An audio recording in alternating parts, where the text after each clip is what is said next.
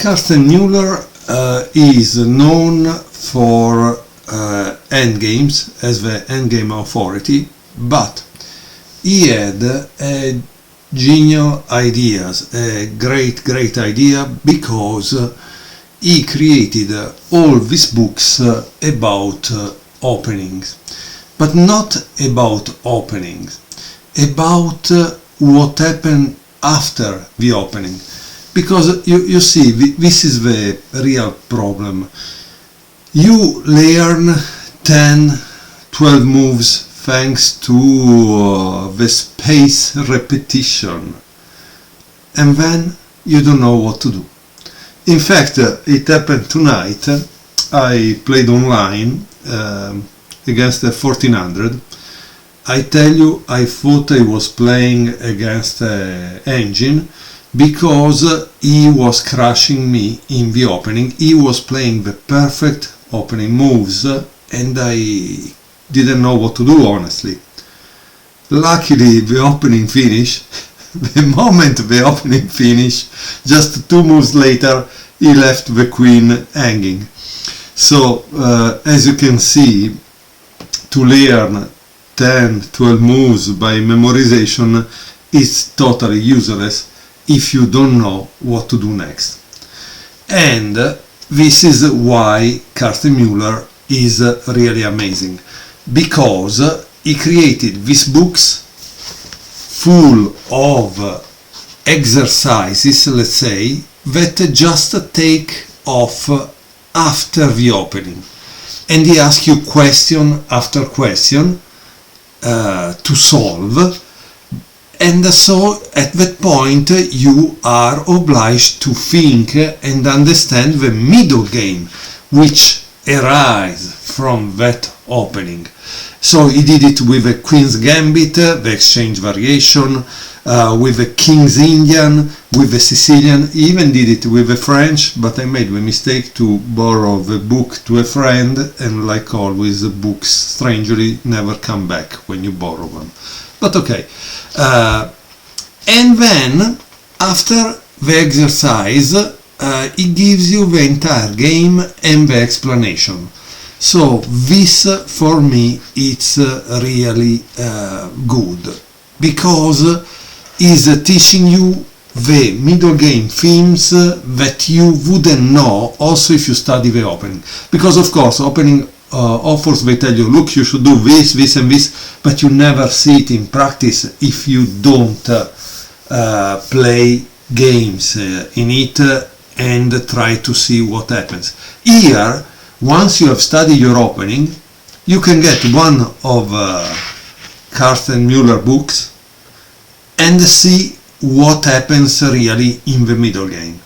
Then you will be ready to play a game and have a great result, or at least you have tried to cover most of it. Now, the book I would like to show you today is this one, because it's just been published, typical Ruy Lopez, Effective Middle Game Training. So let me set up the position. Before starting, honestly, I found also this very useful, and so I hope that you will like it too. For honesty's sake, Mueller tell you which pawn structure he is treating in the book, and this is also the most important part of it, because in reality plans start from pawn structures.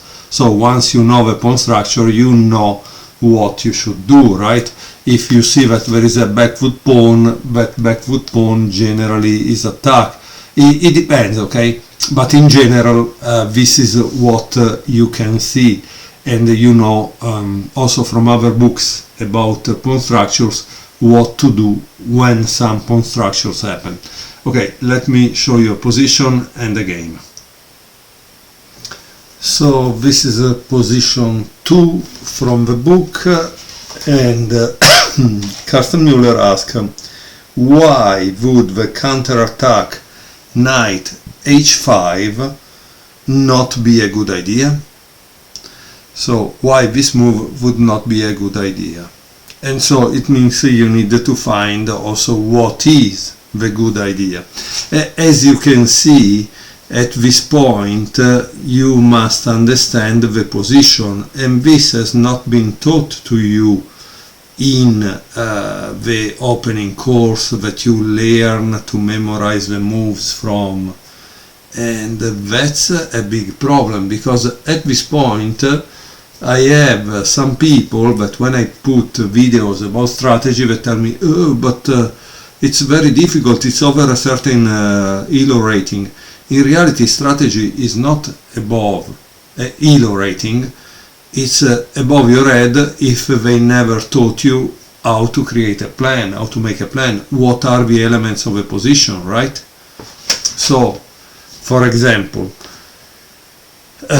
both have a bishop pair. Which of the two bishop pairs is more active, for example?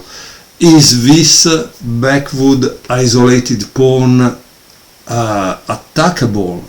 Can you attack it, yes or no? Because that makes a difference, right? So there, or for example again, one of the tasks of the opening is to connect the rooks, but black doesn't have a rook connected. What's the difference between the two kings in terms of safety? Well, the black king has a problem in back rank safety. Of course, not evident right now, but the white king doesn't have it because he can escape. So you see, these little elements in the position, they must jump to your eye in the beginning before making a plan. Then you need to know how to make a plan. Which book did you use to learn how to make a plan?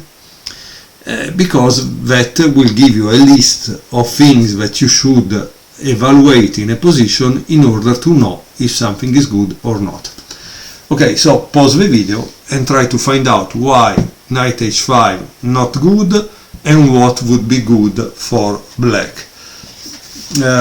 And I will jump to the solution.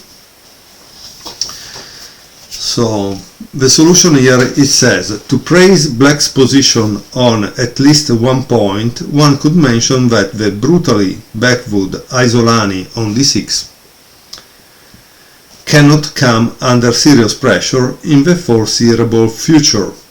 However, there is the interrupted rook connection with a latent back rank weakness. Okay, so he just noticed that these two rooks are not connected and the king cannot escape. So the back rank weakness that can give you a checkmate, right?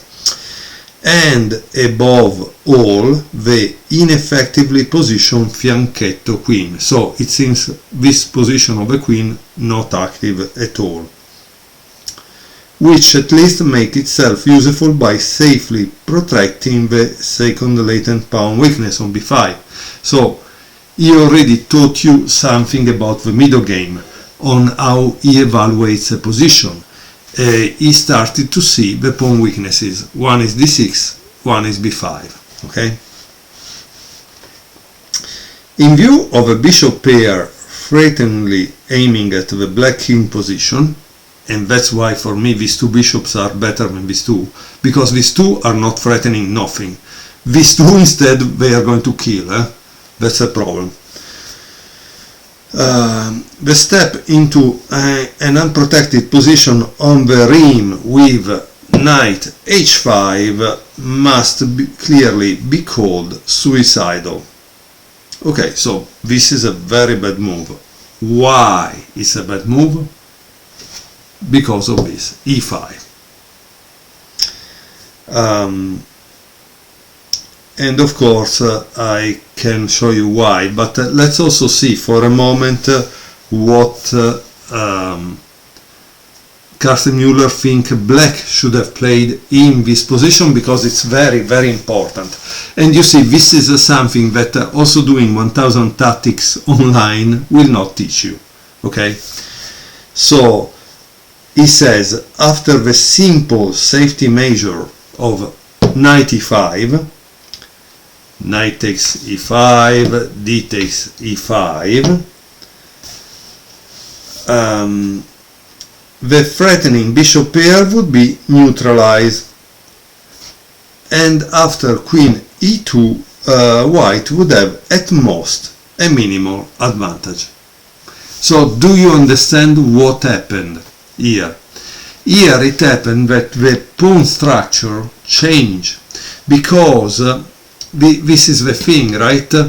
With this knight e5, knight takes, d takes e5, practically black has blocked this bishop from attacking here, this bishop from attacking here, because now this is unmovable. So white needs to find a way to open it again, but that becomes a little difficult and it takes time, and then black will also have time to neutralize that. So here, in my opinion, is a great middle game lesson, because Karsten Mueller show you how to change the pawn structure in a way that is advantageous to black, because it neutralizes the bishop pair. Now I could go on and show you all the analysis that Karsten Mueller has made, that there are 2 pages, so he really did his job. But for me this is more than enough, because this is what I wanted to understand. I wanted to understand why knight h5 not good and what should have been done. And so here I could have practically checked if I understood the position and able to know why. So see you next time with another position from the typical Ruy Lopez effective middle game training. I hope you will take this book also if you don't think that you're going to study the Ruy Lopez, for a simple reason, because when you take this book or the other books of the series made by Karsten Mueller, they will practically open your eyes to middle game planning in a way that no other book can do. And everyone has 100 exercises, 100 positions, so it's really important. And why it's important? Because let's say that you also like just to watch online games played by top grandmasters. Great, but how do you understand them without an engine? Well, if you have bought these books and you have done the training, you will understand what is needed to be done in certain middle game position. So it will not completely something you come out from nowhere. You will start to be able to evaluate the position and remember, oh, but look, Karsten Mueller in that position told me that it was important to neutralize the bishop pair, and so that Grandmaster is doing the same thing, and you know it. So that's why this series of books are very important. Thank you very much for watching. See you next time.